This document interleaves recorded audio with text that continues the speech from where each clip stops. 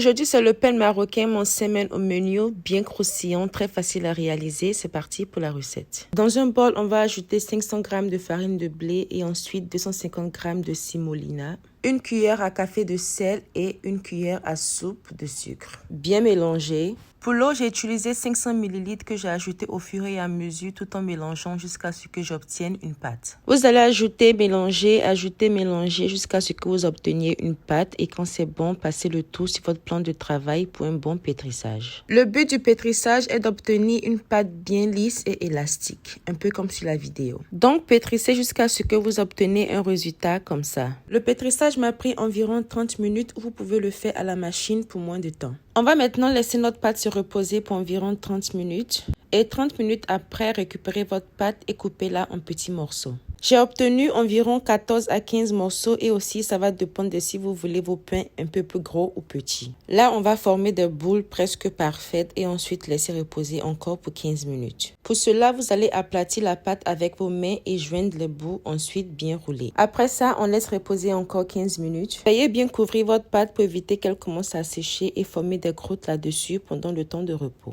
Pour l'étape suivante, vous allez prendre une bonne quantité de beurre que vous allez faire fondre. Ensuite, ajouter de l'huile et bien mélanger. Bien huiler notre plan de travail et ensuite, on va prendre une pâte qu'on va commencer à étaler avec nos doigts. Prenez votre temps, étalez la pâte le plus largement possible. Vous pouvez aussi utiliser le mélange d'huile et du beurre pour vous aider dans votre tâche. Et bien évidemment que si vous avez une petite pâte, elle ne sera pas trop large et si vous avez une grosse pâte, elle sera plus large. Quand c'est bon, on va bien huiler le dessus et ensuite ajouter une bonne couche de semolina. Plier une fois et ensuite une deuxième fois. Essayez de toujours bien étaler et après ça, on va ajouter encore une couche de beurre et semolina. Ensuite, tu vas plier encore une fois, essayer d'étaler un peu encore et c'est bon. Pour vous dire vrai, je suis passée à la cuisson le lendemain. J'ai bien emballé ma pâte et j'ai laissé ça reposer au dehors pour la cuisson le jour suivant. Dans le cas où vous êtes pressé, vous pouvez passer à la cuisson le même jour. Si vous décidez de cuire vos pains le lendemain, assurez-vous que c'est bien emballé et pas en contact avec l'air pour éviter que ça sèche.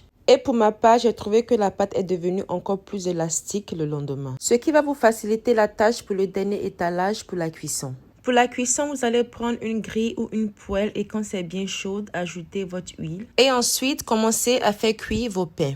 J'en ai fait de toutes les tailles, moyen comme large, c'est comme vous voulez. Pour la cuisson, ça sera à feu moyen petit à petit jusqu'à ce qu'elles deviennent bien dorées. Dans la cuisson, vos pains doivent gonfler pour que les différentes couches créées pendant le pliage se séparent. Cela va vous donner un pain croustillant, feuilleté et bien réussi. Si ce n'est pas le cas, ça veut dire que vous n'avez pas ajouté assez de beurre et de semoule pendant le pliage. Et voilà que nous avons terminé des pains mince-main bien croustillants, bien dorés, bien chauds, délicieux. On adore. Pour l'accompagnement, c'est comme vous voulez, sucré ou salé, petit déjeuner ou goûter. Dites-nous en commentaire comment vous les mangez. De mon côté, plutôt sucré et aussi salé. En tout cas, c'était très bon, très délicieux, bien croustillant. J'ai adoré. Et voilà que nous avons terminé. J'espère que vous avez aimé cette recette. De mon côté, moi, je vous dis à plus pour de nouveaux délices. Et n'oubliez pas, pour tous vos besoins de sachets à ouverture, moule à grotto, torfille, colorant alimentaire, arôme alimentaire, tout ce dont vous désirez pour votre petit commerce, contactez ces deux numéros-là. Et moi, je vous dis à plus pour de nouveaux délices. Bye, guys.